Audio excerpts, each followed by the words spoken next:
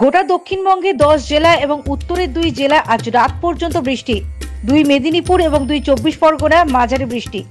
দক্ষিণবঙ্গের বাকি জেলাতে হালকা বৃষ্টি। উত্তরের 2 জেলা হালকা বৃষ্টি। কাল আর বৃষ্টি নেই দক্ষিণবঙ্গে। উত্তরে কাল দার্জিলিং ছাড়া আর কোথাও বৃষ্টি নেই। কাল পাহাড়ে হালকা তুষারপাত। কাল থেকে বর্ষ শেষ উদযাপনের আদর্শ পরিবেশ। শুষ্ক আবহাওয়া আগামী 24 ঘন্টায় ফের পারদ পতন। 48 ঘন্টায় 2 থেকে 3 ডিগ্রি পারদ পতন। 72 ঘন্টা পর থেকে ফের সামান্য পারদ উত্থান। যা কি না হলেও হালকা শীতের আমেজে কাটবে বড়দিন এবং বর্ষ শেষের রাতে কলকাতায় পারদ 16 থেকে 15-র মধ্যে থাকতে চলেছে। দক্ষিণের সব জেলায় কাল ভোরে হালকা থেকে মাঝারি কুয়াশা।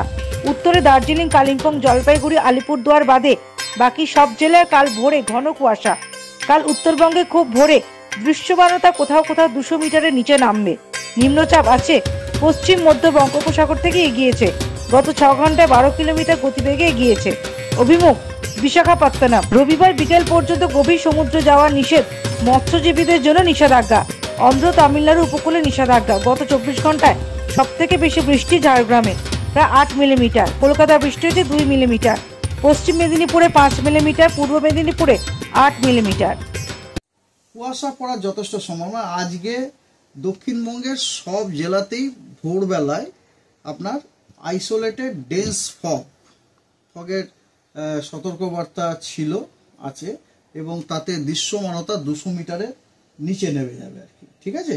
এবং আগামীকাল আর উত্তরবঙ্গেও আপনার দার্জিলিং, কালিম্পং, জলপাইগুড়ি এবং আলিপুরদুয়ার এই 4টি জেলা বাদ দিয়ে উত্তরবঙ্গের বাকি জেলাগুলিতেও কিন্তু আইসোলেটেড ডেন্স ফগের সতর্কবার্তা দেওয়া হয়েছে।